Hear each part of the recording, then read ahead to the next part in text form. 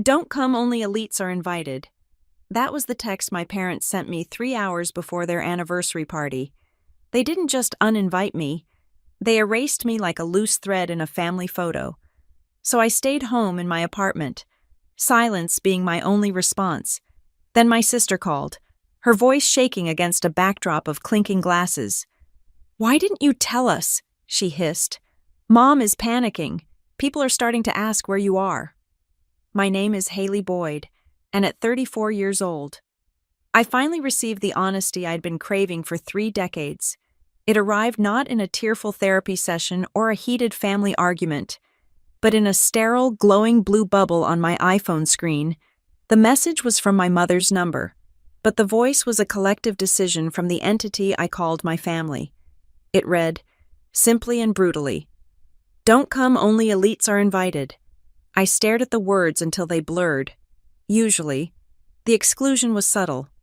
It was a forgotten email chain here, a wrong time given for a dinner reservation there, or the classic passive-aggressive comment about how the venue had limited seating. But this was different. This was clean. This was final. They did not just uninvite me, they erased me. They decided that my presence would be a stain on their perfect evening, a loose thread in the high-resolution family photo they would rather cut out with scissors than explain to their friends. Only elites. The phrase sat heavy in the air of my small apartment, tasting like metal. So I stayed home. I did not fight it. I did not text back begging for a seat at the table. I did not call my father to ask if he truly felt the same way, because I knew he did. Instead, I poured myself a glass of water, sat on my second-hand velvet sofa, and deliberately chose silence.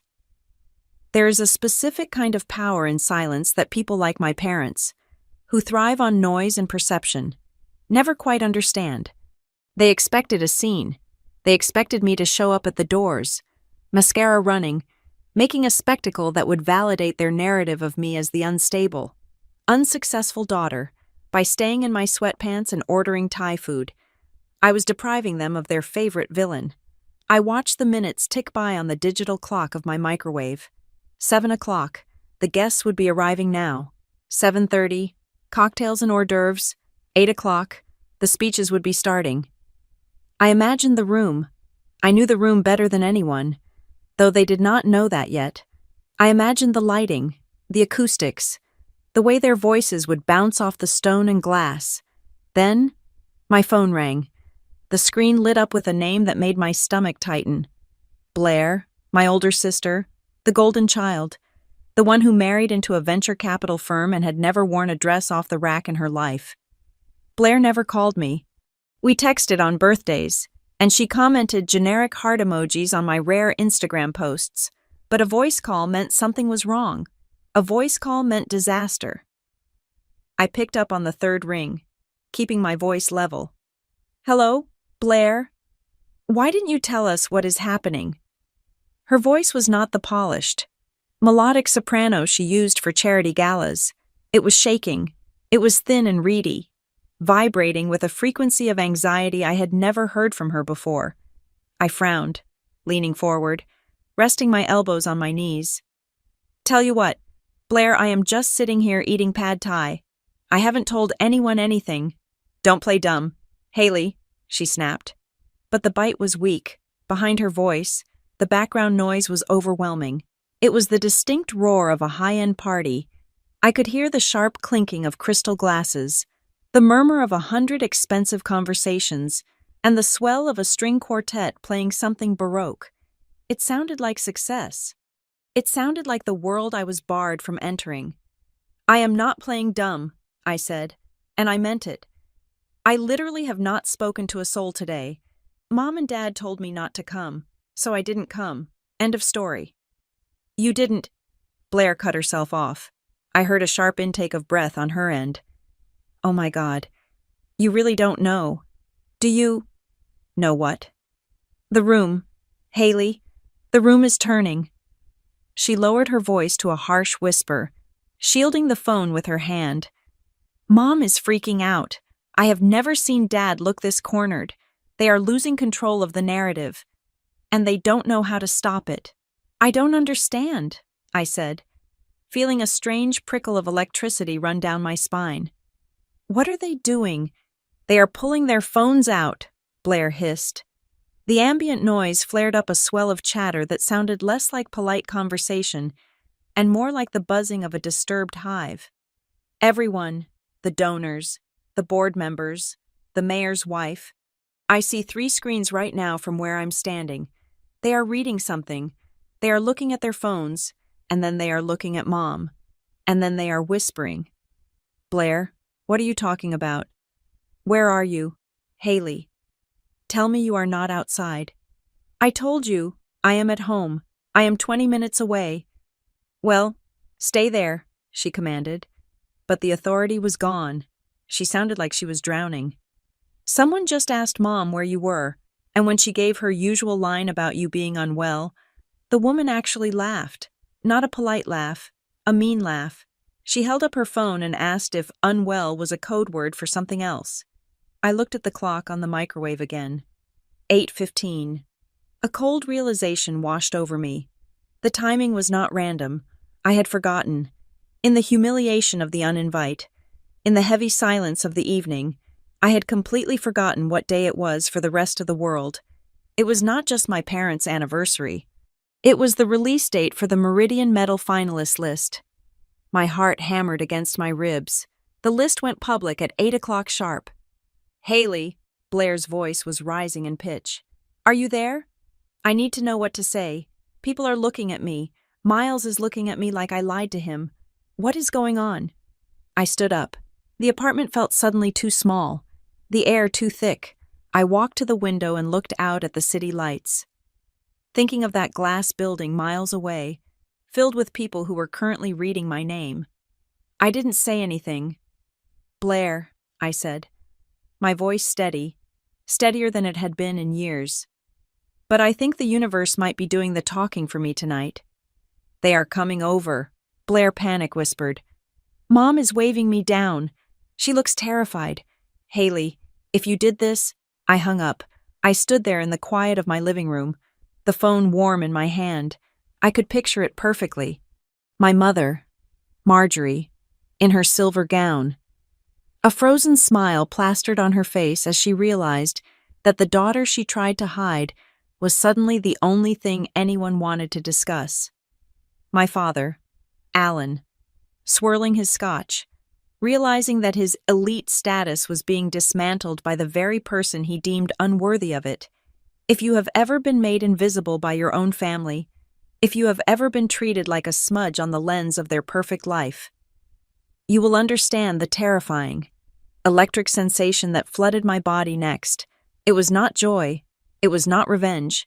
It was the feeling of gravity finally shifting, of the world tilting on its axis until, for the first time in 34 years, I was not the one sliding off the edge. I looked at my reflection in the dark window. I was not there, but I was the only person in that room.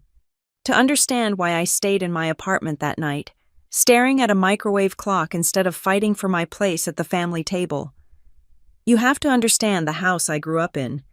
It was a sprawling colonial estate in a wealthy suburb just outside of Chicago. The kind of place where the lawns were manicured with nail scissors and the driveways were heated to melt snow before it could even think about settling. From the street, it looked like the American dream rendered in high definition. Inside, it felt less like a home and more like a museum where I was the only exhibit the curators wanted to put in storage. My parents, Marjorie and Alan Boyd, did not live life. They curated it. For them, existence was a performance art piece titled Success, and every day was opening night. They measured their worth in metrics that felt cold and heavy in my hands: titles, board memberships, donor plaques, and the precise millisecond it took for the maitre d' to recognize them at the club. There was no room for error, and there was certainly no room for mediocrity. Then there was my sister, Blair. Blair was the masterpiece. She understood the assignment from the moment she could walk. She had the right smile, the right friends, and the right ambitions. She moved through life like she was gliding on a track my parents had laid down for her. Never wobbling, never questioning the direction, She married a man whose last name sounded like a bank, and her wedding photos were so perfect they looked like stock photography for a luxury frame. She was the family story, the anecdote my father would tell over scotch, the picture my mother would angle towards guests on the mantelpiece, and I was the inconvenience. I was not rebellious in the way teenagers are supposed to be. I did not sneak out, or do drugs, or wreck cars. My rebellion was far more offensive to Marjorie and Alan Boyd. I was simply uninterested in their game. I was smart, but I cared about the wrong things. While Blair was learning how to host a silent auction, I was in the library reading about architectural history, fascinated by how structures held up under pressure. I loved the bones of things. My parents only cared about the paint.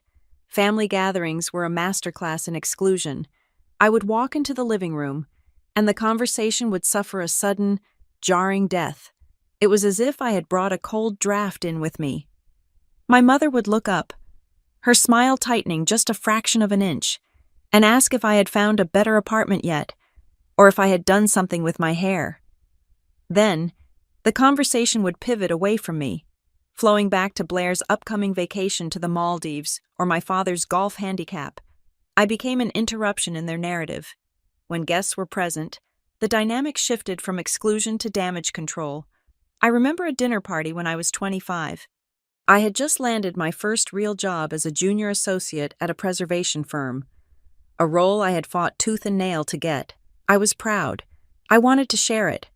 A friend of my father, a man with a heavy gold watch and a louder laugh, turned to me and asked what I did for a living. Before I could open my mouth, my mother cut in. She waved her hand dismissively, a gesture that looked like she was swatting away a fly. "Haley does old building stuff," she said, her tone flat. "It is very dusty. We are still hoping she will look into real estate sales. Blair's husband knows a wonderful broker." I sat there, my mouth half open, the excitement dying in my throat. Old building stuff. That was how she summarized the preservation of history, the structural analysis of forgotten landmarks, the saving of culture, later that same night. I tried to talk to my father in the kitchen while the caterers were clearing up. I wanted him to understand that what I did mattered, that it was prestigious in its own right, even if it did not come with a country club membership. "Dad," I said, "we are working on a site that dates back to the 1800s. It is going to be significant." He did not even look up from the wine list he was reviewing for the next event. He just swirled the red liquid in his glass and said, "Haley, when you get a real career, we will talk. Until then, do not bore the guests with stories about rotting wood. It is embarrassing." That was the moment the fracture became a break. I realized then that I could win a Nobel Prize, and to them, it would just be a piece of paper that did not match the drapes. They did not want me to succeed. They wanted me to be something else entirely. They wanted a mirror, and I was a window. For years, I had tried to explain myself. I had tried to translate my life into a language they spoke, converting my passion into their currency of status, but the exchange rate was always zero. I was the inconvenient daughter, the static in their clear signal. So, I stopped. It was not a dramatic explosion. I did not flip a table or scream. I just went quiet. I stopped bringing my victories home to be slaughtered. When I got promoted, I celebrated with a grocery store cupcake alone in my kitchen. When I saved a Victorian library from demolition, I told my cat I started building a life that had no entry code for them. I erected walls, not to keep people out, but to keep my own sanity in. I watched them from a distance, performing their perfect lives, while I did the messy, gritty work of actually living one. I saw Blair smiling in social media posts, her eyes looking a little more tired each year, trapped in the golden cage she helped build. I saw my parents aging, their obsession with status becoming more brittle, more desperate, and I made a promise to myself. It was a vow as solemn as marriage, sworn in the silence of my inadequate apartment. I promised that I would never again fight for a room that did not want me in it. I would never again beg to be seen by people who were determined to look right through me. That promise was the armor I wore the night the text came. When they told me only elites were invited, they thought they were punishing me. They thought they were banishing me to the wilderness. But they did not realize that I had already built a fortress out there, brick by brick, entirely on my own. They thought they were cutting me off from the source of power, but they had no idea that for the last 10 years, while they were busy polishing their image, I had been the one keeping the lights on in the real world. I sat on my sofa, the memory of my father's voice saying "real career" playing in my head, and I felt a strange sense of calm. They had uninvited the daughter they thought they knew. They had no idea they had just declared war on the woman I had actually become. 3 years before my phone rang with that final, insulting text from my mother, I received a very different kind of call. It was a rainy Tuesday in November, the kind where the sky looks like wet cement, and I was sitting at my desk at Stoneward Preservation Studio. Stoneward was the antithesis of the world I grew up in. It was a small firm, tucked away in a converted warehouse that smelled of drafting paper and old timber. We did not have a marketing department. We did not have a social media manager. We had credibility. We were the people you called when you wanted a building saved. Not just flipped. The voice on the other end of the line was the head of a local historical society, and he sounded defeated. He told me about the Hawthorne Conservatory. I knew the place. Anyone who studied local architecture knew Hawthorne. It was a massive, Victorian-era winter garden, a cathedral of glass and iron and limestone that had once been the jewel of the county, but for the last 20 years, it had been rotting behind a chain-link fence, strangled by ivy and neglect. The man on the phone told me that a development group had purchased the land. Their plan was brutal and efficient. They wanted to gut it. They intended to strip out the rotting interior, tear down the fragile glass dome, and replace it with a steel truss roof to turn the space into a generic luxury event hall. They called it modernization. I called it vandalism. They say it is structurally unsound. Haley, he told me. They say saving the original framework would cost 3 times the budget. We are out of options. I hung up the phone, grabbed my hard hat, and drove out to the site. When I walked inside Hawthorne that afternoon, it was raining inside the building. Water dripped from the rusted iron ribs of the great dome. Pooling on the cracked mosaic floor, it smelled of wet earth and decay. But as I ran my hand over the cold, rough stone of the supporting columns, I felt it. The structure was not dead. It was just waiting. The developers saw liability. I saw a skeleton that just needed new skin. I went back to the office and didn't sleep for 48 hours. I pulled the original blueprints from the city archives, dusting off sheets of paper that hadn't seen light since 1902.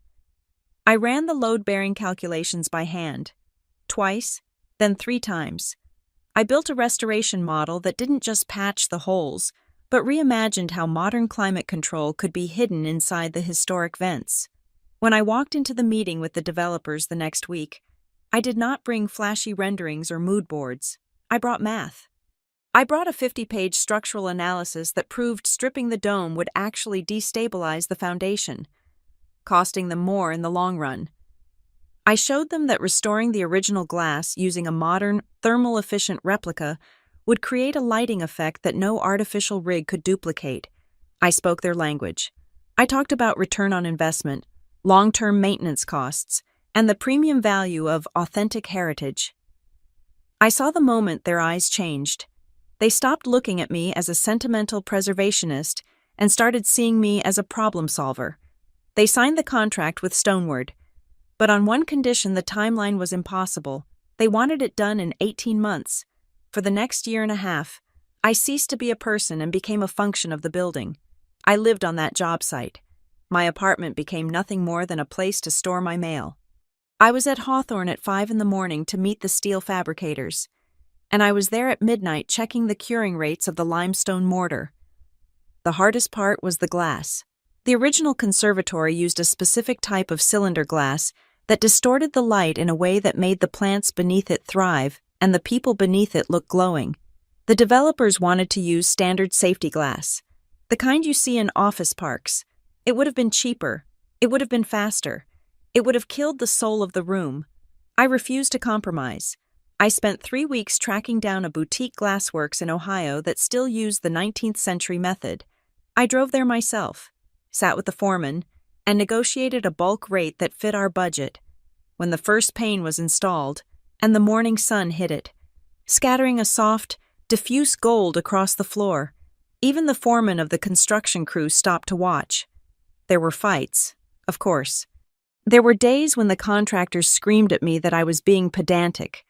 There was a week where I had to personally scrape layers of lead paint off a banister to prove to a subcontractor that there was oak underneath, not pine.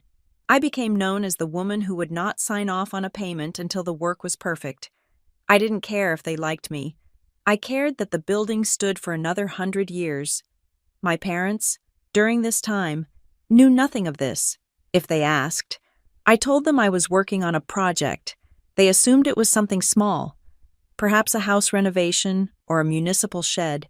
They never asked for details, and I never offered them. I knew that if I told them I was covered in dust, arguing with pipe fitters, they would wrinkle their noses. They wanted a daughter who ran galleries, not construction sites. Finally, the scaffolding came down. I remember the final walkthrough. It was late afternoon. The space was empty, silent, and magnificent. The floor, restored to its original intricate mosaic pattern, gleamed under the filtered light. The ironwork, stripped of rust and repainted its original deep, forest green, soared upward to the dome that looked less like a roof and more like a captured piece of the sky. It was breathtaking. We had not just fixed a building, we had resurrected a ghost. Stoneward Preservation Studio got the credit. Of course, that is how the industry works. The firm's name was on the brass plaque by the door. The partners shook hands with the city council. I stood in the back, wearing my clean blazer, holding the clipboard, nodding when spoken to. I did not need the applause. I knew every bolt, every pane of glass, every line of grout in that room. The building knew me, and that was enough. What I did not realize then, standing in the shadow of my own creation, was the cruel irony of what I had done. By saving Hawthorne Conservatory, by turning it from a ruin into the most exquisite venue in the state, I had created exactly the kind of place my parents coveted. I had polished a stage for the very elites who excluded me. I had built the trap that would eventually snap shut on my own heart. The conservatory became an overnight sensation. It was booked solid for 2 years within a week of opening. It became the symbol of high status, the place where you held your event if you wanted to prove you had arrived.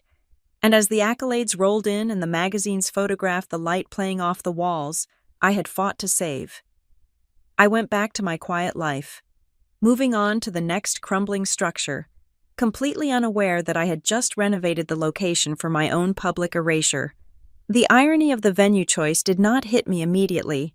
It arrived on a Tuesday, 3 days before the event, via a digital slip-up that would have been comical if it were not so painful. I was sitting at my kitchen island, reviewing the structural specs for a new library project in Ohio, when my phone buzzed. It was a notification from a messaging app I rarely used.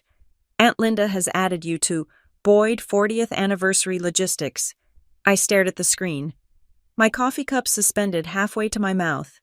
My parents, Marjorie and Alan, were celebrating their 40th wedding anniversary. I knew the date. Of course, it was etched into my childhood calendar like a national holiday. But for the last 6 months, radio silence had surrounded the actual event. I had assumed they were doing something small, perhaps a dinner in Paris, or a cruise where they could wear white linen and judge the staff. Then the messages started flooding in. It was a stream of logistical panic typical of my mother's side of the family. Uncle Robert asked about parking validation.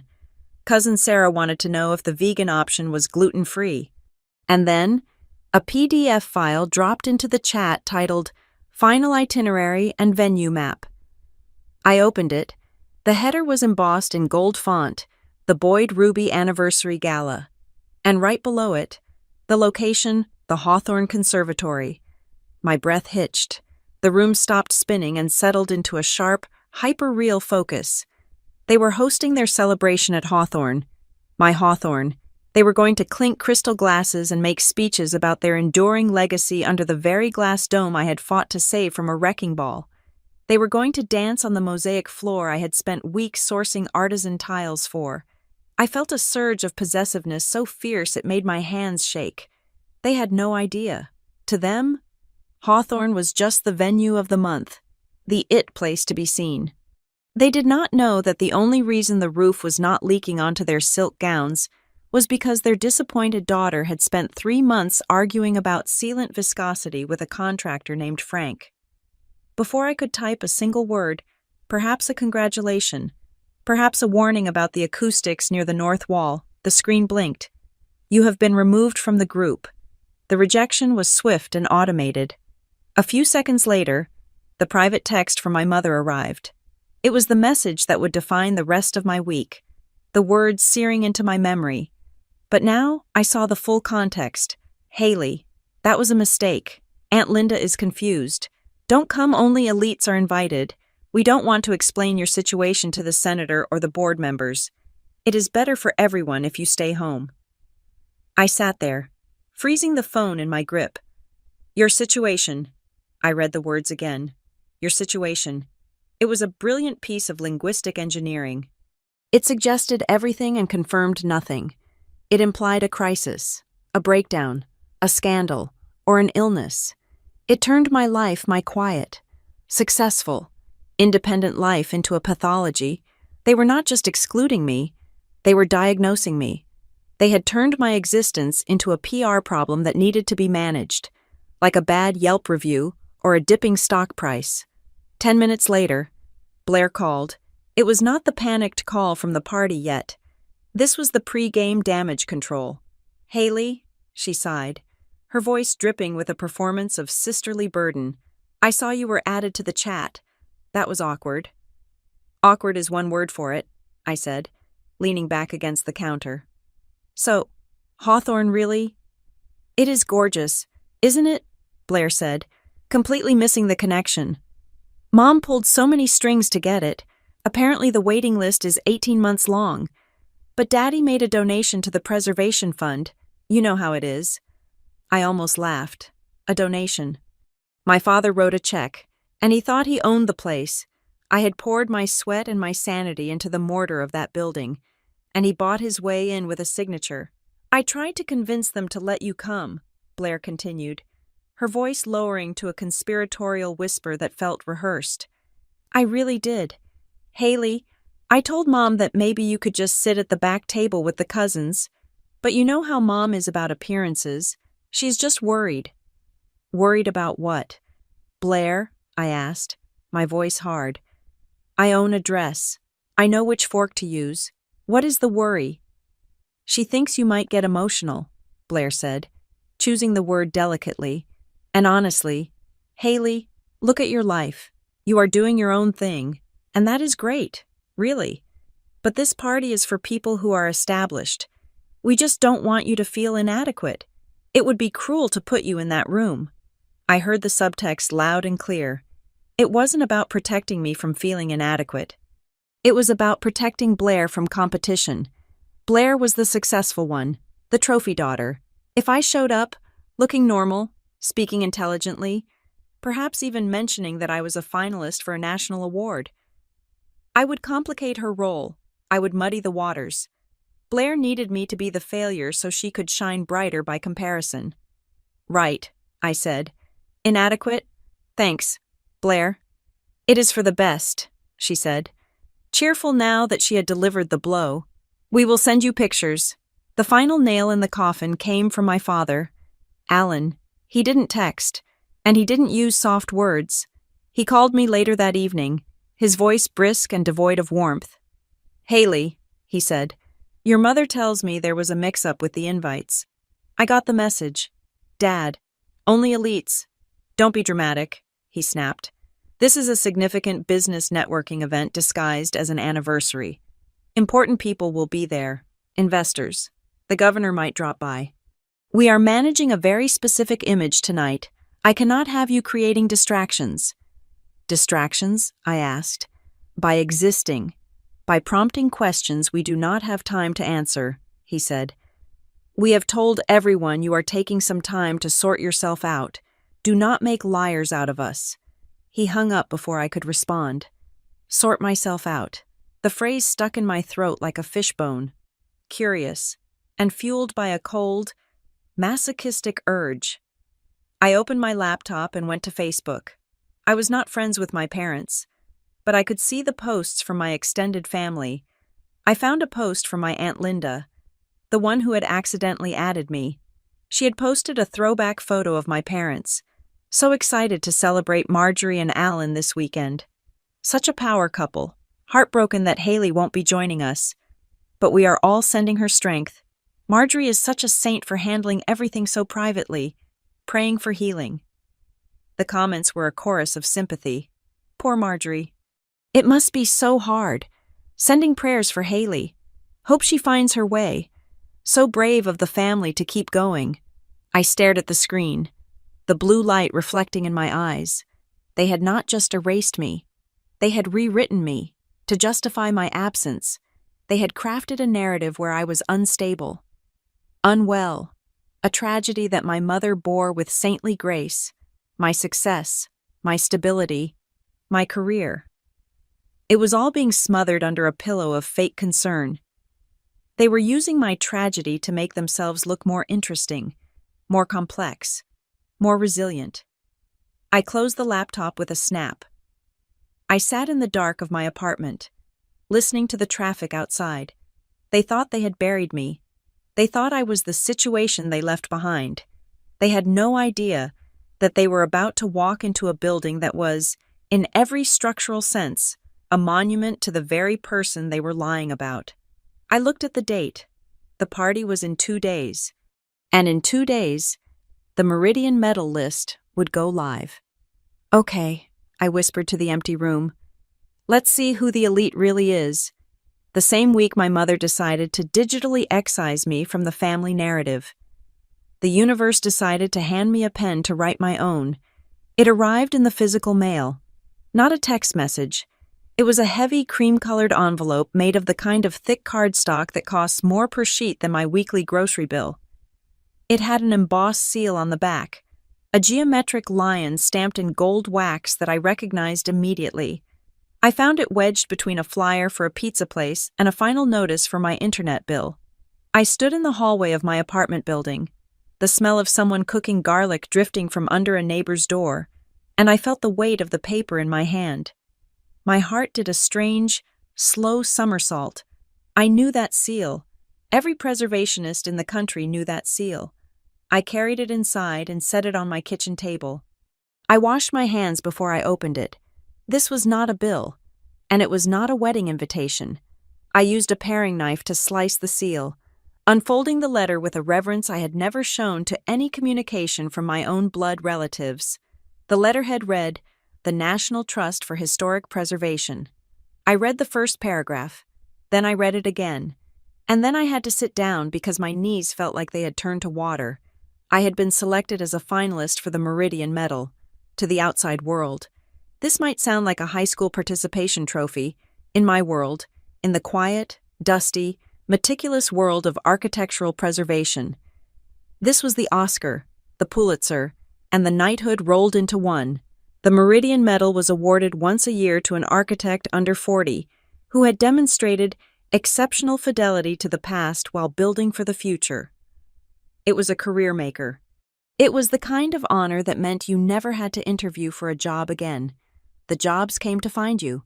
I did not scream. I did not pop a bottle of champagne or call 5 friends. I just sat there in the silence of my kitchen, listening to the hum of the refrigerator. A profound, warm quiet settled over me, for years. My parents had told me I was wasting my time.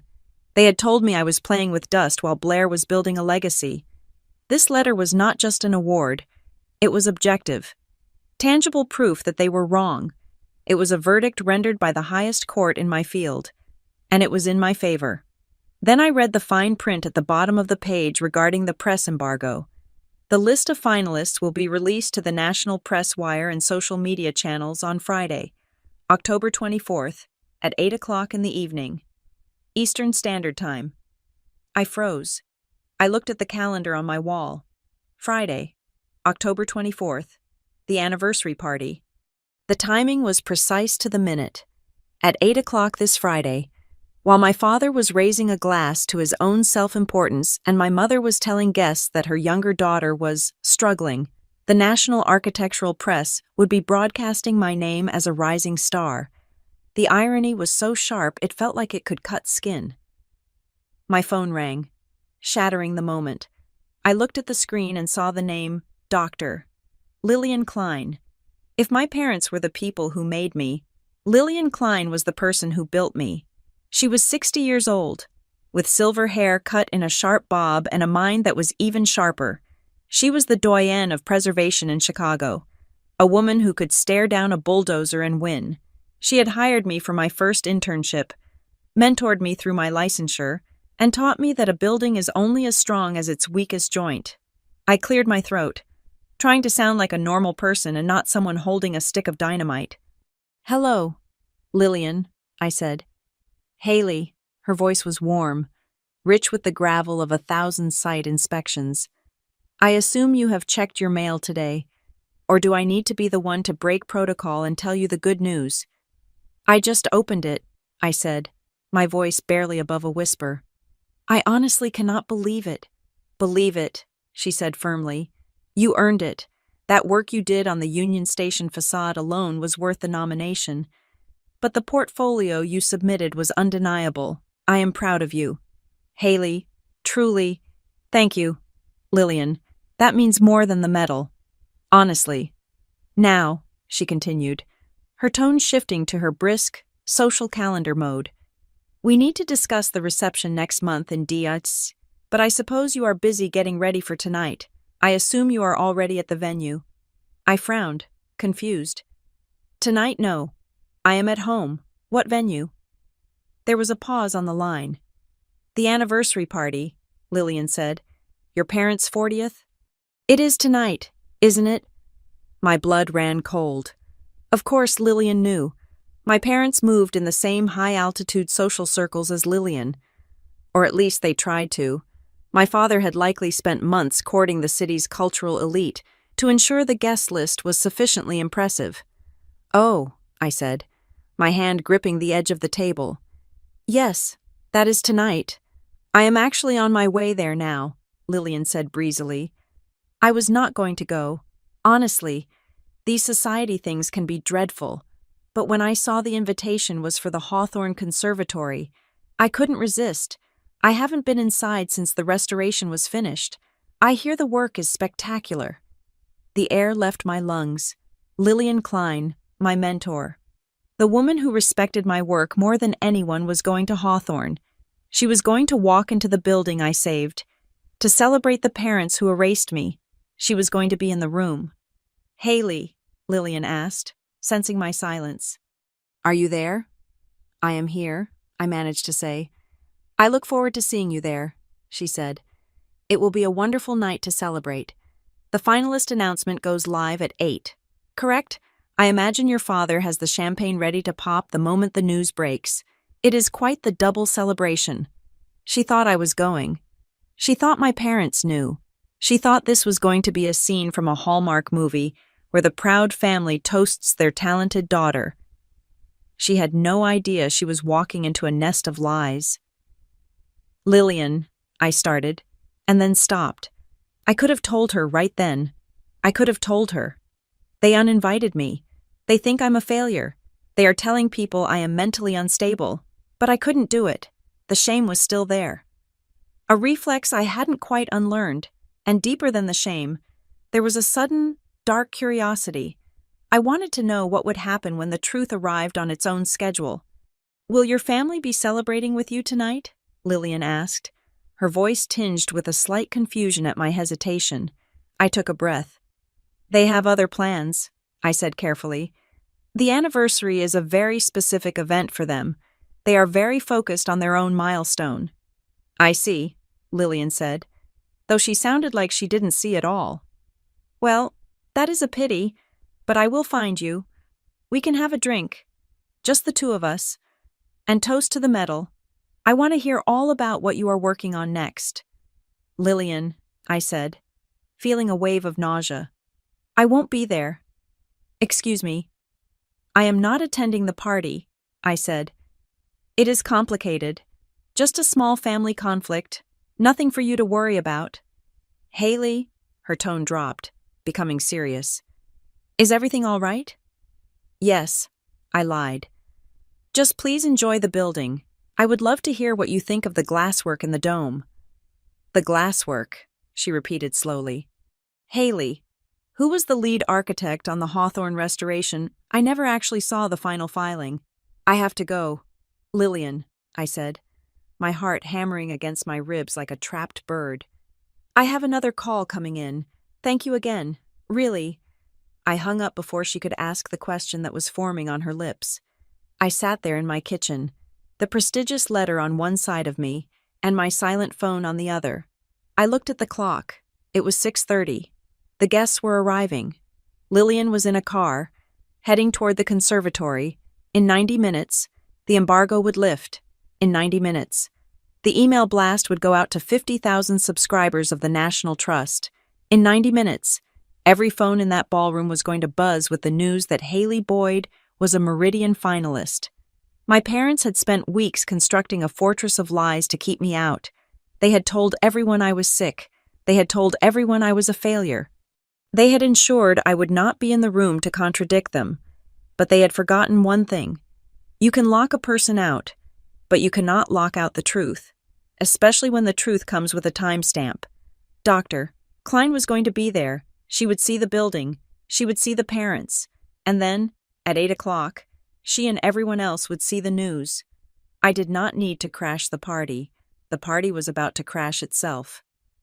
While I sat in the dim light of my living room, picking at a carton of lukewarm noodles, the Hawthorne Conservatory was glowing like a lantern against the night sky 10 miles away. I did not need to be there to see it. I had a front row seat through the window of my sister's Instagram stories. Blair was documenting the evening with the frantic energy of someone trying to prove she was having the time of her life. The party had started at 7. By 7:30, the room was full.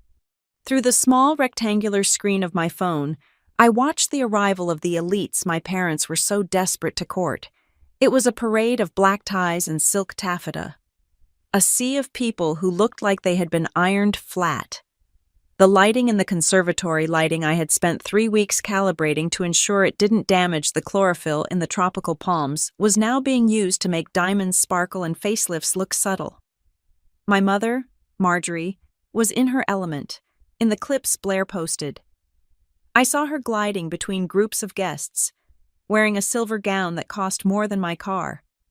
She moved with that predatory grace she reserved for high-stakes social events, touching arms, laughing at jokes that weren't funny, and tilting her head just so. She played the hostess like she owned the building, like the stone walls and the glass dome were extensions of her own personality. My father, Alan, was working the room like it was a merger acquisition. I saw him near the bar, holding court with a group of men in tuxedos, gesturing broadly with a Scotch glass. They looked like kings of a kingdom they had bought, not built. I watched a video clip Blair had captioned "Magical Venue." The camera panned up to the great iron ribs of the dome. I could hear the swell of a string quartet playing something aggressively tasteful in the background. In the comment section of the live stream, I saw a question pop up from one of Blair's friends. "This place is stunning, who restored it?" I held my breath, waiting to see if Blair would answer. She didn't. But in the next clip, I heard the answer in real time. The camera was focused on my mother as she accepted a compliment from a woman I recognized as the wife of a city councilman. "The venue is just breathtaking. Marjorie," the woman gushed, gesturing to the mosaic floor. "I had heard it was a ruin. Who on earth brought it back to life? The detail is exquisite." My mother didn't even blink. She waved a manicured hand in the air, a gesture of vague dismissal that I knew by heart. "Oh, you know how these things are," she said, her voice light and airy. "It was some firm the city hired. I believe they brought in specialists from Europe. We just write the checks to keep the lights on. Don't we? Some firm? Specialists from Europe?" I felt a sharp, hot twist in my gut. She couldn't even name the firm because she had never asked. Or worse, she knew exactly who did it stoneward, and specifically her own daughter, and she chose to erase that fact to keep the conversation flowing smoothly. Admitting I was the architect would invite questions she didn't want to answer. It was easier to credit an imaginary European specialist than an inconveniently real daughter. Then, Blair posted a selfie. She was standing next to my father, both of them beaming with fake, polished teeth. The caption read, "Celebrating 40 years of excellence. So proud of our family legacy." Legacy. The word felt like a slap. I looked around my apartment, at the stacks of blueprints on my desk, at the hard hat hanging by the door, at the Meridian metal letters sitting on the table. I was the one actually building a legacy. They were just throwing a party on top of it. But the atmosphere in the video clips shifted around 7:45. I saw it happen even through the pixelated screen. The crowd, which had been a diffuse cloud of chatter, suddenly oriented itself toward the entrance. It was a subtle pivot, a magnetic pull that happens when someone with actual power walks into a room full of people pretending to have it. Dr. Lillian Klein had arrived. I didn't see her entry on Blair's feed, but I heard about it later. Lillian didn't make an entrance. She simply appeared, and the room rearranged itself around her. She was wearing a structured navy suit, not a gown, standing out in the sea of sequins like a monolith. She carried herself with the understated authority of a woman who knows exactly who she is and what she knows. My mother must have spotted her immediately. Marjorie had been trying to get on the board of the Preservation Alliance for 5 years, and Lillian was the gatekeeper. I imagined my mother's internal radar pinging wildly. Target acquired. I learned later from Miles, my brother-in-law, who was the only person in that room paying attention to anything other than his own reflection, that Marjorie practically sprinted across the mosaic tiles to greet her. "Lillian!" My mother's voice would have been pitched an octave higher than normal, breathless and overly eager. "I am so honored you could make it. I wasn't sure if you received the invitation." Lillian stopped examining a limestone column and turned to face my mother. "Marjorie," she said, her voice cool and level, "happy anniversary. It is quite the gathering." "Oh, it is just a few close friends," Marjorie lied, gesturing to the 300 people crowding the space. "But having you here is the highlight. You simply must meet the senator later. He was just asking about the historical grants." Marjorie was dropping names like breadcrumbs, trying to lead Lillian into her web of social climbing.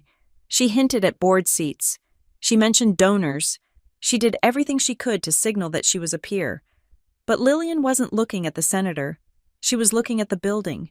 She was looking at the way the new ventilation grates were hidden behind the original iron scrollwork, a detail I had agonized over for 2 weeks.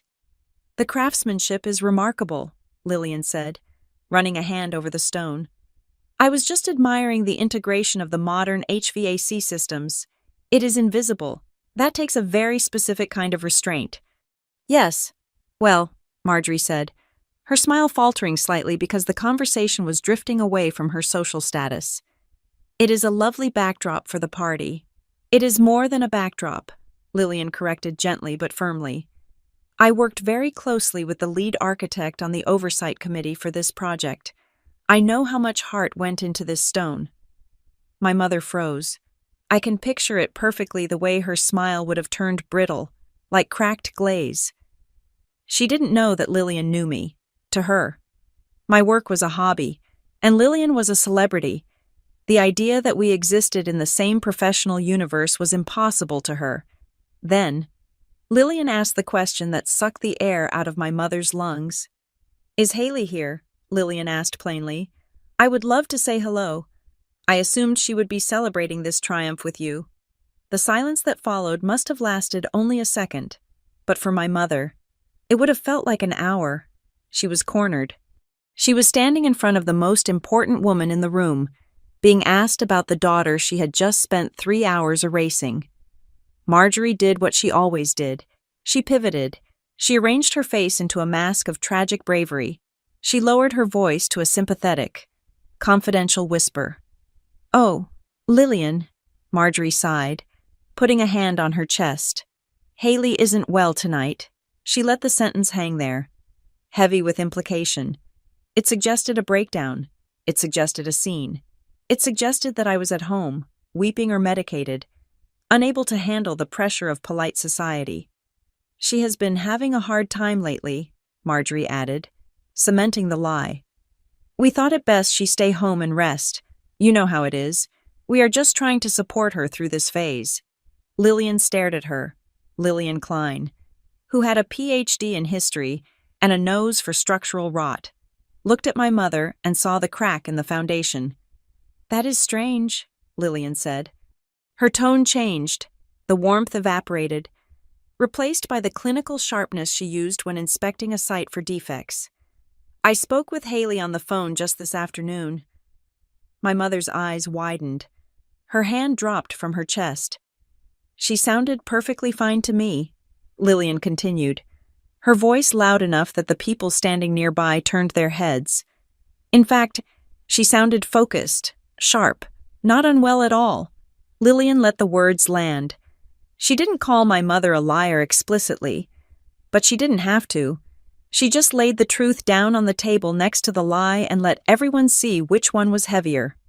Perhaps, Lillian said, taking a sip of sparkling water. She just had better things to do. My mother stood there, her mouth opening and closing slightly, unable to form a rebuttal. The perfect hostess was losing control of the room, one conversation at a time, and the clock on the wall tick-tocked closer to 8. I was not in the room when the clock struck 8, but I know the anatomy of a disaster. I know that silence usually precedes the explosion. According to Miles, my brother-in-law, who recounted the evening to me later with the precision of a deposition, the band had just finished a waltz. My father was raising a glass of vintage champagne to propose a toast to 40 years of marital perfection. He had the room in the palm of his hand. Then, the pockets began to vibrate. It started with a single chime from a phone near the buffet, then another near the entrance, then a ripple of buzzing that moved through the crowd like a contagion. In the modern age, bad news travels fast, but public humiliation travels at the speed of light. The National Trust for Historic Preservation has a mailing list of over 50,000 subscribers, including every major donor, architect, and culture enthusiast in the city, half of whom were standing in that room. The first person to speak was a young woman, the daughter of a prominent donor, who lacked the social training to keep her voice down. She was staring at her screen, her eyebrows knitted together in confusion. "Wait," she said, her voice cutting through the lull in the music. "The Meridian Medal finalists just dropped?" She looked up, her eyes locking onto my father, who was still holding his champagne glass aloft. "Haley Boyd," she read aloud, enunciating every syllable. "Preservation architect, lead restorationist for the Hawthorne Conservatory." The name hung in the air, sucking the oxygen out of the space. Someone else, a man in a tuxedo standing near the heavy velvet drapes, checked his own phone. "Boyd," he whispered, but in a room that silent, a whisper is a shout. Like the hosts, is that their daughter? My mother, Marjorie, who had been glowing with pride just seconds before, blinked rapidly. I can imagine the computer in her brain whirring, trying to calculate the blast radius. She laughed, a high, brittle sound that sounded like glass breaking. "Oh, goodness," she said, waving her napkin. "Boyd is such a common name in Chicago. There must be dozens of Haleys. But the digital age is cruel to liars. The article didn't just list a name, it had photos. It is not a different Boyd. Marjorie," the young woman said, turning her phone screen outward so the table could see. "This is a profile. There is a photo of her. She is standing right there." She pointed to the spot near the south fountain, the exact spot where I had stood for the press photo 3 months ago, wearing my hard hat and holding the blueprints. The guests turned. They looked at the photo on the screen. Then they looked at the fountain. And then they looked at my parents. The connection was instantaneous and undeniable. The woman in the article, the rising star of American preservation, was the same woman my parents had spent the evening vaguely describing as an invalid. But it was the quote that truly severed the artery of their credibility. The journalist who interviewed me had asked why I was so drawn to saving broken, abandoned structures. I had answered honestly, not realizing how my words would read in black and white on the night of my parents' anniversary. A guest near the front read the quote aloud, perhaps unaware of the damage he was doing, or perhaps enjoying the carnage. She says here, I learned to value strong foundations because I grew up in a house that prioritized the facade over the structure. I restore buildings because they cannot lie to you about what they are made of. They either stand or they fall. The silence that followed was absolute. It was the kind of silence that has weight and texture. It was a physical thing pressing down on my parents' shoulders. Subtle, devastating, and undeniably personal. I had not named them, but in that room, surrounded by the facade they had built, the indictment was clear. I was the structure. They were the paint. The polite veneer of the party began to crack. These were elite people. Yes, but elites love nothing more than exposing a fraud within their ranks. It makes them feel safer. Alan, a man from the bank board, spoke up, his tone sharp. You told me your daughter was taking a break from working. You said she was struggling to find her footing. My father lowered his champagne glass. His corporate mask, usually so flawless, was slipping. He looked cornered. He looked like a CEO realizing the audit was not going to pass. There must be some confusion, Alan said, his voice tight. The press often gets details wrong. Misinformation is rampant these days. We will have to issue a correction. A correction? Another guest asked, scrolling through the article. It lists her credentials. Alan. It says she has been the lead on 3 major historical sites in the last 5 years. This doesn't look like a typo. It looks like a career. My mother tried to jump in, desperate to salvage the narrative. Well, she has had some little hobbies, she stammered, her smile now looking like a rictus of panic. We just didn't want to overstate things. We wanted to be humble. Humble. The word came from Miles. My brother-in-law was standing next to Blair. Miles was a quiet man, a financier who usually spent family gatherings checking sports scores on his watch. But Miles was not stupid. He had been told for years that his sister-in-law was a project, a burden, someone to be pitied. Now, he was reading a mesmerizing article on his phone that described me as a visionary. He looked at Blair, who was staring at her shoes, her face pale. You told me she was unstable, Miles said. He didn't shout, but his voice carried. You told me we couldn't hire her firm for the lake house because she wasn't licensed. But she is a Meridian finalist. Do you know how hard it is to get that? Blair said nothing. She couldn't. The lie had been her currency, and now she was bankrupt. And wait, a woman in emerald silk stepped forward, putting the pieces together. If she restored this place, if she is the reason we are all standing here, why isn't she here? Why did you tell us she was sick? The question hung in the air, unanswerable. My parents looked around the room. They saw the faces of the people they wanted so desperately to impress the donors, the politicians, the social climbers, but they didn't see admiration anymore. They saw curiosity. They saw judgment.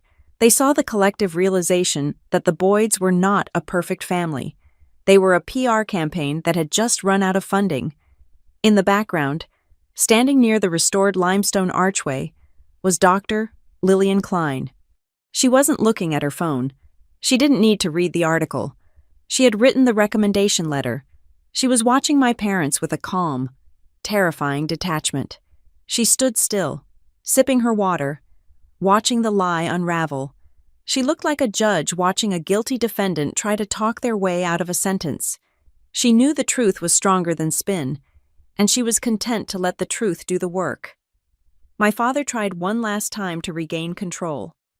Please, everyone, he boomed, trying to summon his boardroom authority.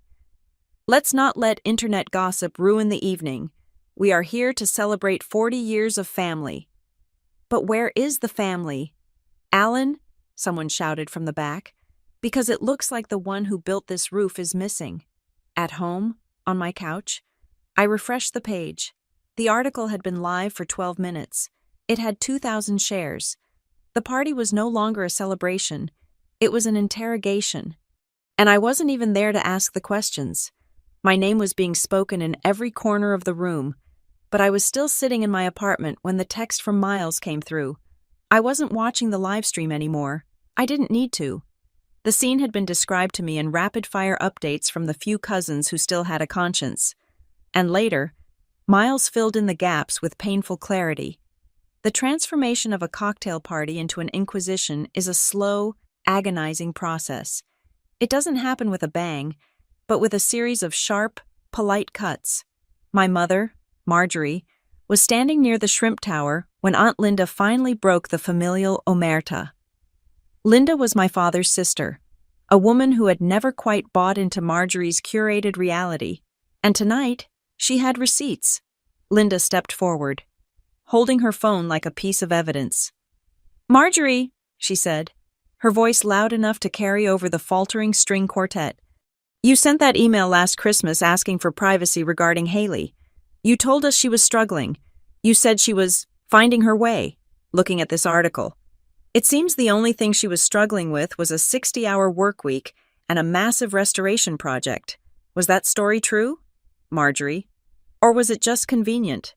My mother laughed, but it was a breathless, desperate sound. "Linda, don't be absurd. We simply didn't want to brag. You know how unseemly that is." "Unseemly," a man standing next to my father interrupted. I recognized him as Mr. Henderson, a developer my father had been trying to woo for a partnership. He looked around the room, gesturing at the soaring iron arches and the immaculate glasswork. "Alan, your daughter restored this building. This isn't a finger painting. This is a landmark. And you didn't mention it once tonight. We have been standing here for 2 hours praising the venue, and you let us believe it was restored by some firm. That isn't modesty. Alan, that is omission. Why?" My father, usually the master of the boardroom spin, opened his mouth and closed it. He looked like a man trying to sell a car that had just lost its wheels. "We wanted the focus to be on the anniversary," he said stiffly. "Tonight is about family." "Exactly," Henderson said, his voice cooling to absolute zero. "It is about family. That is why it is so strange that the architect of this family event is the only one not invited." While my parents were being dissected by their peers, my sister Blair was facing her own tribunal. She was surrounded by her squad, 3 women she had known since college, women who valued social currency above all else. They were looking at her with a mixture of confusion and disdain. "Blair," one of them said, scrolling through the article. "You told us last week that Haley was not really launched. You said things were awkward and that she was a family issue. Since when is being a finalist for the Meridian Medal considered a failure to launch?" "I didn't know the extent of it," Blair stammered, clutching her clutch bag so hard her knuckles were white. "Haley is very secretive. She doesn't tell us things." "She doesn't tell you?" Miles asked. My brother-in-law stepped into the circle. He was usually the background character in the Boyd drama, the silent financier of Blair's lifestyle. But tonight, he was the prosecutor. He looked at his wife with eyes I imagined she had never seen before, clear, disappointed, and awake. "You told me she was unstable," Miles said quietly. His voice wasn't angry, which made it worse. It was heartbroken. "When I asked why we couldn't ask Haley to look at the lake house plans, you said, 'She is not in a good place, Miles. Let's not add pressure.' You made me think she was having a breakdown. Why did you tell me she was unstable? Blair?" "I was protecting everyone," Blair cried out, her voice cracking, the polished veneer finally shattering. "I was trying to keep things smooth. You know how she gets. She is intense. She is difficult." "She is a professional," Miles corrected her. "And you lied to me." The buzz of the room grew louder, a cacophony of whispers and judgments. My parents and sister were drowning in the very social pool they had spent their lives trying to dominate. Then, the waters parted. Dr. Lillian Klein stepped into the center of the space. She did not wave her arms or ask for silence. She simply walked to the small raised platform where the string quartet had stopped playing, and the sheer force of her presence quieted the room.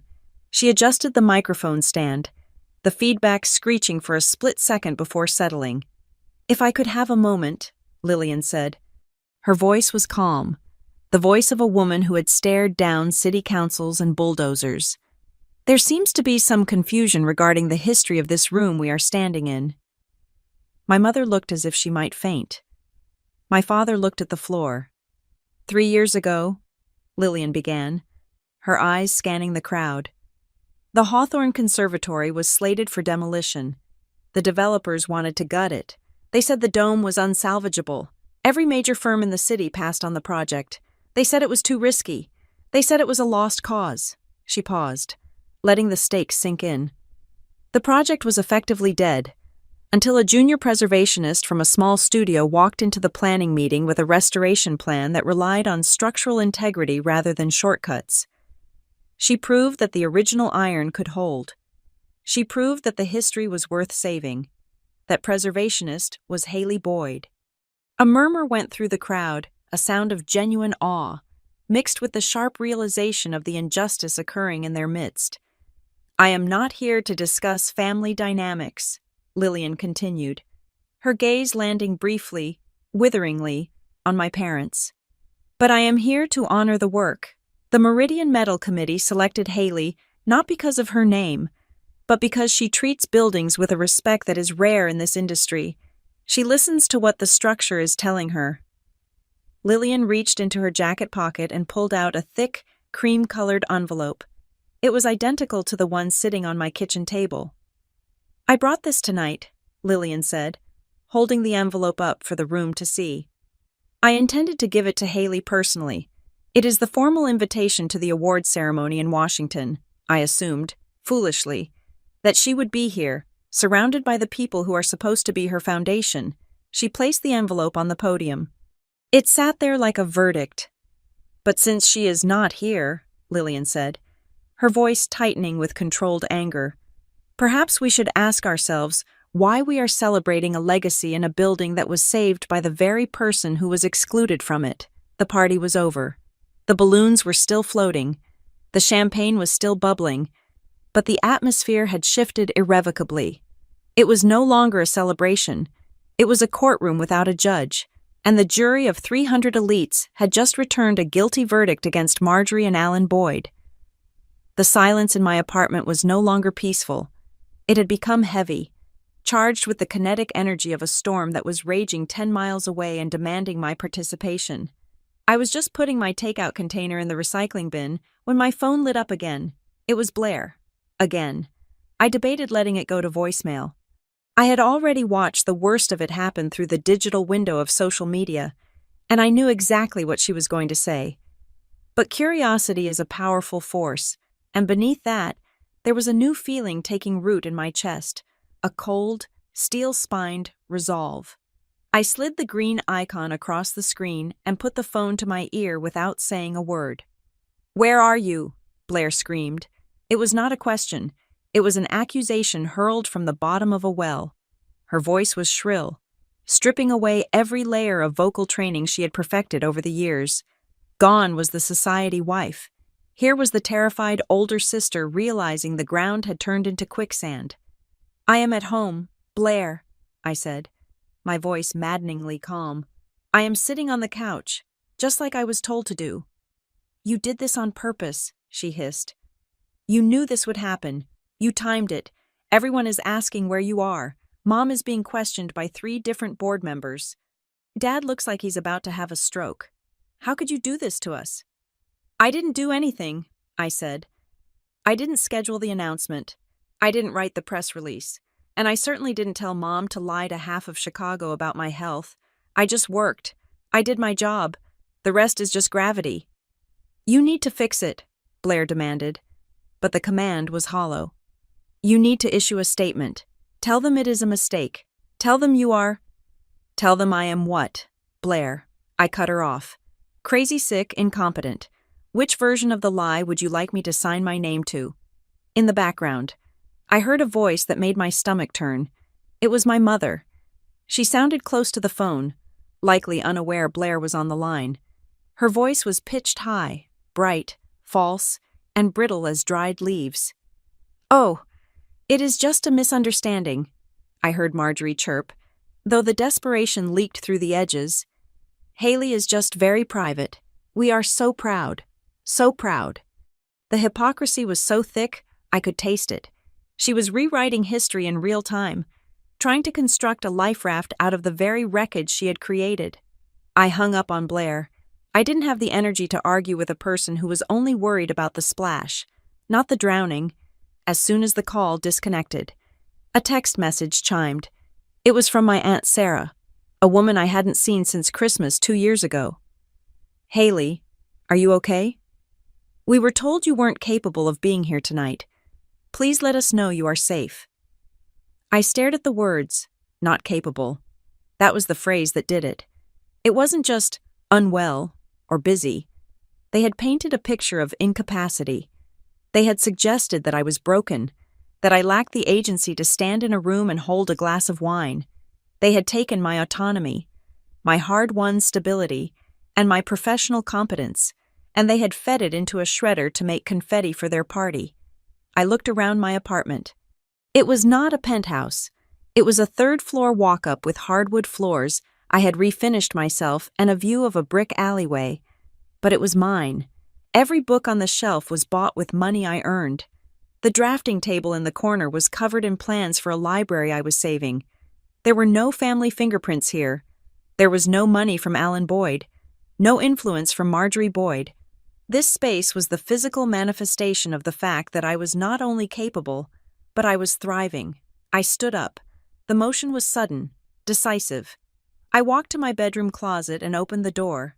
In the back, wrapped in plastic, was a dress I had bought 6 months ago. It was a deep, midnight blue silk, structured and architectural, with a neckline that was sharp and unapologetic.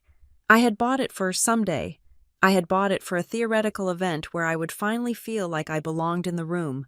I realized, standing there in the dark, that I was never going to be invited to that room. If I waited for an invitation, I would be waiting until I was dust. This was someday. I stripped off my sweatpants and the old university t-shirt.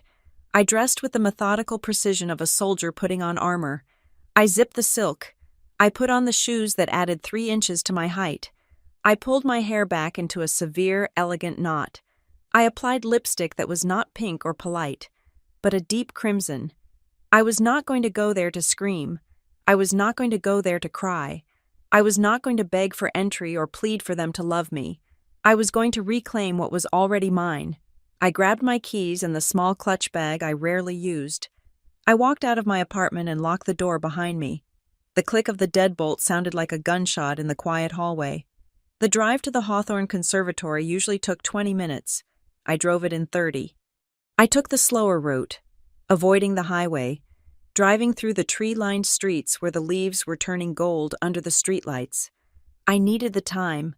I needed to let my breathing settle into a rhythm that my parents couldn't disrupt. My hands were steady on the wheel. I turned off the radio. I didn't want music. I wanted to hear my own thoughts. I thought about the months I spent on the scaffolding under the Hawthorne Dome. I thought about the smell of the solvent we used to clean the iron. I thought about the argument I won regarding the load-bearing capacity of the south wall. I knew that building better than I knew my own mother. It was my ally. When I turned onto the long driveway leading to the venue, the conservatory rose up out of the darkness like a glowing jewel box. It was breathtaking. Even knowing every inch of it, seeing it lit up for the event stopped my heart for a second. The lighting design. My lighting design washed the limestone in a warm, inviting glow, while the dome above sparkled like a crown. But tonight, it wasn't a historical landmark. It was a stage, and the actors on it were currently floundering, forgetting their lines, looking for a director to save them. I parked my car in the overflow lot, far away from the valet stand. I didn't want anyone opening my door for me. I walked across the gravel, the stones crunching softly under my heels. The night air was crisp, biting at my bare arms, but I didn't feel the cold. I felt a strange, vibrating heat radiating from my core. I reached the massive oak doors, the ones I had insisted on refinishing rather than replacing. I could hear the murmur of the crowd inside. It didn't sound like a party anymore. It sounded like a hive that had been kicked. The laughter was gone, replaced by a low, anxious hum of speculation. I stopped. I placed my hand on the brass handle of the door. The metal was cool and solid. For a moment, I just stood there. This was the threshold. On one side was the daughter who stayed silent, the inconvenient girl, the ghost they tried to exorcise. On the other side was the Meridian finalist, the architect, the woman who built the roof over their heads.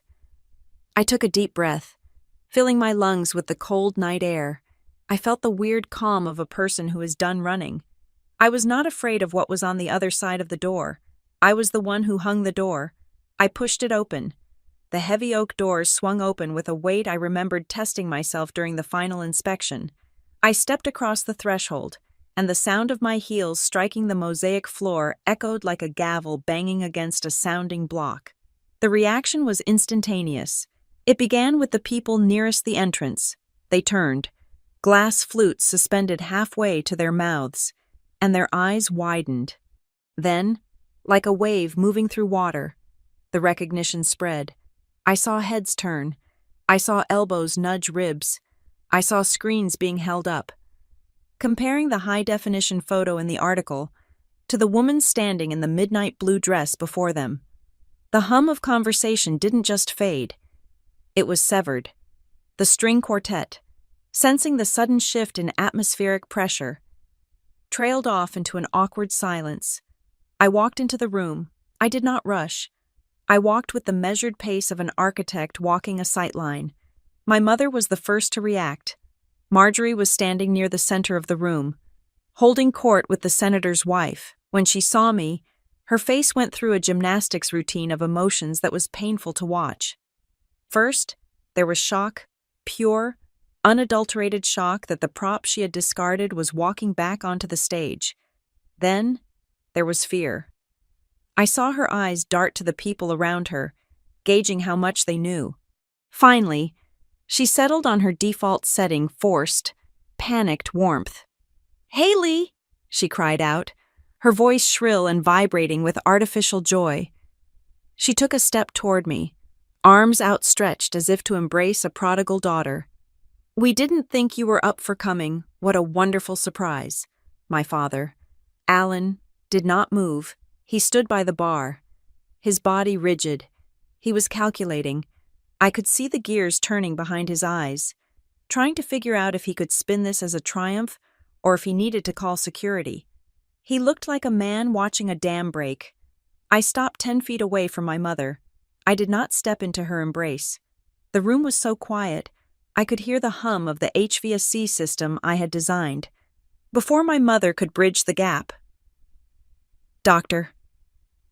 Lillian Klein moved. She detached herself from the group she was with and walked across the open floor. She didn't say a word. She simply came to stand beside me, shoulder to shoulder, turning to face the room. It was a physical declaration of alliance that shouted louder than any speech.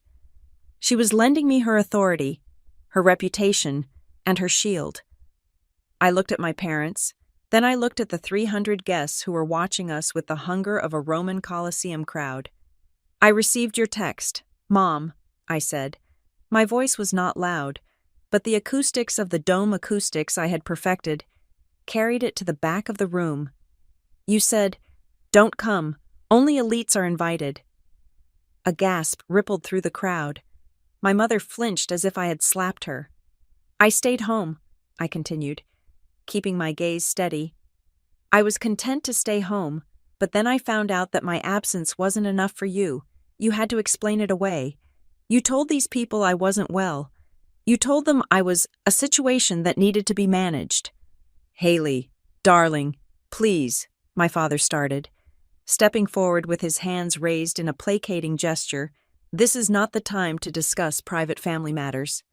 You are clearly upset." "I am not upset, Dad," I said. "And I am not unstable. I am just the architect." I gestured to the room around us. I am the person who spent 18 months living in this building so you would have a floor to stand on tonight. While you were telling your friends that I was struggling to find my way, I was on this scaffolding, saving the roof over your head. It is ironic, isn't it? You didn't want me in the room, but without me, there wouldn't be a room. My mother opened her mouth to speak, likely to spin another web of denial, but she was interrupted by the venue itself, a nervous staff member, perhaps following the strict run-of-show schedule that had been drilled into him, or perhaps sensing that the tension needed to be broken, hit the button for the scheduled programming. The lights dimmed automatically. And now, a pre-recorded announcer's voice boomed over the speakers. Please turn your attention to the north wall for a brief history of the Hawthorne restoration. My parents froze. They couldn't stop it. To scream at the staff to turn it off would be an admission of guilt so profound they could never recover. They had to stand there and watch. The massive video wall flickered to life. It was a short documentary produced by the Preservation Society. The first image was a drone shot of the ruins 3 years ago. Then, the music swelled, and the camera cut to an interview. It was me. I was wearing a safety vest and a hard hat, my face smudged with dirt. Holding a roll of blueprints, I looked exhausted, but I also looked powerful. I looked like an expert. The integrity of the iron is the priority, the video Haley said, pointing to the arches. We are not just patching cracks. We are honoring the original intent of the structure. If we cheat the materials, the building falls. The video cut to a montage of the work, me arguing with contractors, me inspecting the glass, me signing the final certificate of occupancy. The chyron at the bottom of the screen read in bold, undeniable letters, Haley Boyd, lead preservation architect. The room watched the screen, and then they looked at my parents. The contrast was brutal. On the wall was the proof of my competence, my drive, and my success. On the floor stood 2 people who had lied about their own child to boost their social standing. When the video ended and the lights came back up, the silence was different. It wasn't shocked anymore. It was judgmental. My parents were standing in the wreckage of their own image, exposed by the very elite venue they had coveted. Dr. Klein stepped forward then. She was holding the cream-colored envelope. Since we are celebrating excellence tonight, Lillian said, her voice cutting through the tension, I have one more announcement to make. It seems fitting to do it here. She opened the envelope. The governor's office called me this afternoon, Lillian announced, based on her work here at Hawthorne and her nomination for the Meridian Medal. They have asked Haley Boyd to lead the new statewide historic trust. She will be overseeing the preservation of all landmark structures for the entire state of Illinois, with full funding and executive authority. For a second, nobody moved. Then, Miles started clapping. It began with him, a slow, rhythmic applause. Then Aunt Linda joined in. Then the developer who had questioned my father. Then the senator. Within 10 seconds, the room was thunderous. It was real applause. It wasn't polite. It was a recognition of merit in a room full of people who were tired of the performance. I didn't smile. I didn't wave. I just stood there and let the sound wash over me. I looked at my sister, Blair, who was shrinking into the shadow of her husband. I looked at my parents, who were standing alone in a circle of empty space that no one wanted to enter. I waited for the applause to die down. You don't need to explain my situation anymore, I said to my parents. They were the only ones I was looking at. And you don't need to worry about me creating distractions. I have a lot of work to do. I turned to leave, but then I paused and looked back at them one last time. You can reach out when you are ready to see me as I am, I said, my voice steady, final, and free of the need for their approval. But until then, I am done explaining myself to people who are committed to misunderstanding me. I turned around. I walked back toward the heavy oak doors. I pushed them open and stepped out into the cold, clean night air. I didn't look back at the glowing building. I didn't need to. I knew it would stand. I had made sure of it. Thank you so much for listening to this story. If you have ever had to build your own table because you weren't invited to the family one, I want to hear from you. Tell me in the comments where you are listening from right now. I love seeing how far these stories travel, and share your thoughts on Haley's decision. If you enjoyed this story, please subscribe to the Lily Revenge Stories channel, like this video, and smash that hype button so we can get this story heard by even more people.